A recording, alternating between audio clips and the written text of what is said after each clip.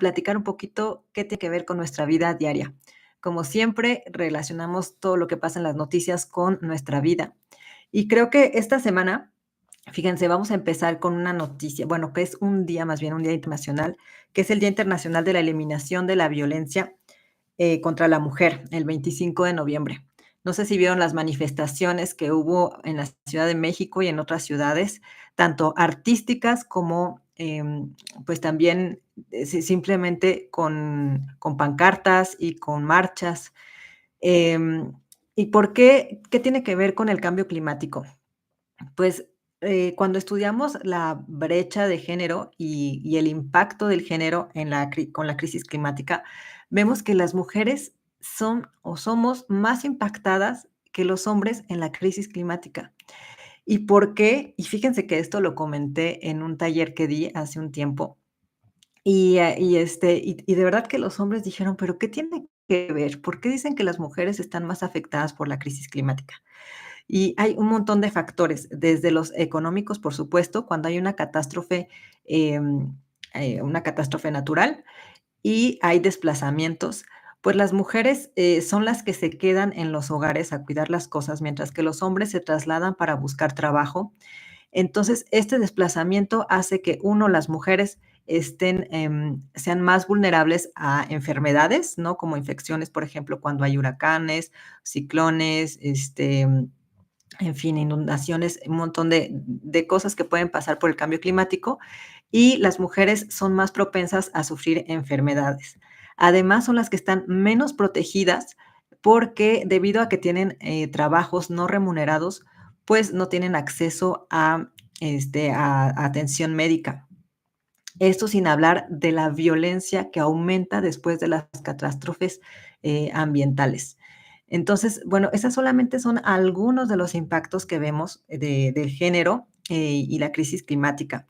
Entonces, de ahí la importancia que hablemos, obviamente, de entender qué es la violencia,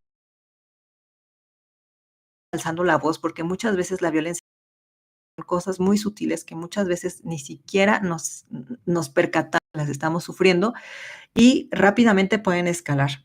Entonces, por supuesto, nos tenemos que proteger entre nosotras y también tenemos que exigir respeto. Les voy a dar aquí algunas cifras de la ONU.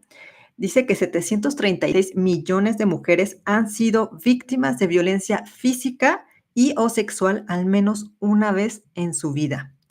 El riesgo es mayor entre las jóvenes. Una de cada 4 adolescentes ha sufrido abusos de su pareja. Está terrible. 70% de las mujeres en conflictos, guerras y crisis humanitarias experimentan violencia de género. Ven que la semana pasada estuvimos hablando, pues, de guerra y bueno, como una vez más las personas más vulnerables, en este caso las mujeres, son las que sufren más, la violencia, ¿no?, por guerra. Imagínense todas las cosas, obviamente, que pasa. Y eso que nos dicen, ¿no?, que las mujeres no van a la guerra, etcétera. Bueno, esos argumentos ya no son válidos, porque en realidad toda esta violencia pasa muchas veces en la opacidad, no se habla de ella y no se tiene realmente acceso a justicia. Además, quiero comentarles que vi algo que me llamó mucho la atención, una nota de una tiktoker que se dedica a chisme literario y sacó un video, ahorita a ver si me acuerdo del nombre de la creadora de contenido, pero lo que ella comenta es que, las mujeres ven mucho más estas series de crímenes sin resolver. Y eso me pareció muy interesante, porque lo que ella comenta es que se han hecho estudios acerca de esto, por qué las mujeres son el público que más consume las series de crimen, ¿no? True crime. Entonces, lo que dicen es que las mujeres, número uno, se identifican con estos casos. Número 2, quieren entender todas estas, artimañas de delincuentes, de abusadores, de violadores, para ponerlas en práctica si alguna vez nos sucede. Y me identifico porque la verdad es que yo también, a mí también me gusta tipo de series. También las limito un poco para no ponerme tan paranoica, pero es que como realmente cuando salimos a la calle nos sentimos en peligro, pues obviamente queremos entender cuáles serían, ¿no? No sé, como astucias que podemos hacer para escaparnos de algún violentador. Y la tercera razón es que muchos de esos casos se resuelven, entonces es, digamos, satisfactorio ver que el delincuente obtiene un castigo, ¿no? Que se resuelve el caso y que obtiene un castigo. Me pareció impactante este video y muy interesante. Lo voy a mencionar ahí aquí en la cajita para que vayan a verlo. Y me gustaría saber si a alguna de ustedes también le gustan estas series y por qué las ve. Eso sería interesante, ¿no? Comprobar si es así también dentro de esta comunidad. Bueno, pasando ya a otras noticias que también me parece muy interesante, fíjense que va a haber una cumbre en Busan, que es en Corea del Sur, que tiene que ver con los residuos plásticos. ¿Y qué tiene que ver? Van a hacer un acuerdo vinculante entre países para reducir la producción de plásticos. Pero aquí hay un chismecito, y el chismecito es que, pues, evidentemente hay países como China y como los Emiratos Árabes que están en contra de realmente disminuir la producción de plástico. Y lo que quieren es que, más bien se gestionen los residuos. Y esto, fíjense que a mí me concierne bastante porque, como saben, en mi consultora estamos enfocados en el producción y consumo responsable, que es el ODS número 12. Entonces, esto va así ligado, pero muy, muy estrechamente y lo que pasa es que algo que siempre escuchamos como de la industria del plástico, ¿no? La industria del plástico, y miren que he tomado cursos con ellos, eh, lo que nos dicen es, pues, si se puede incinerar todos los plásticos y sacar energía de la basura, ¿no? En este caso, plásticos y todo lo que haya, pues ahí está resuelto el asunto, ¿no? O bueno, vamos a reciclar, ya se recicla muchísimo y sacan unas cifras que la verdad es que no son tan reales. Entonces, eso argumenta la industria del plástico. Incluso dicen que es economía circular porque están hablando de reciclaje y de valorización de residuos. Pero la verdad es que los que hemos estudiado con genuino interés la economía circular, sabemos que si no bajamos la producción de este contaminante que es el número uno en contaminar los océanos, no hay sistema de reciclaje y de incineración que resuelva el problema. Y esto me encantaría, no solamente que lo entendiéramos aquí, porque luego en la publicidad nos quieren como hacer pensar que con eso ya se resuelve el problema, sino que me gustaría también que lo entendieran nuestros amigos industriales, porque piensan que va a impactar su economía, ¿no? Si reducen el plástico, pues ellos se dedican a vender plástico, entonces es lógico que piensen que su industria estaría en decadencia. Pero, lo que siempre les digo cuando tengo oportunidad de platicar con ellos, es que en realidad necesitamos menos plásticos de un solo uso, que son los que realmente se desechan más rápido y los que causan este gran problema de contaminación, y más plásticos con valor agregado. Porque en sí el material no es digamos, el problema en sí, sino es el uso.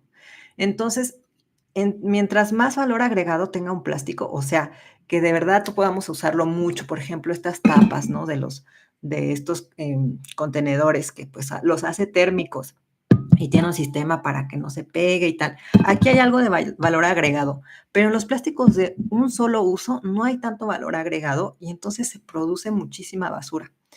Entonces, bueno, esperemos que pues logremos dar mayor visibilidad a este acuerdo que, bueno, se va a celebrar en Busan, Corea del Sur, y pues vamos a ponerlo en el ojo público, ¿no? Para ver cuáles son las posturas que tienen nuestros países. Hablando de posturas de nuestros países, paso a otros temas. En la Ciudad de México está Carla Brugada, que es la jefa de gobierno. anunció que quiere tener un plan basura cero. Y eso, pues, evidentemente a mí me emociona. Dice que creará la Agencia de Gestión Integral de Residuos. Pondremos a la ciudad a la vanguardia en esta materia, asegura.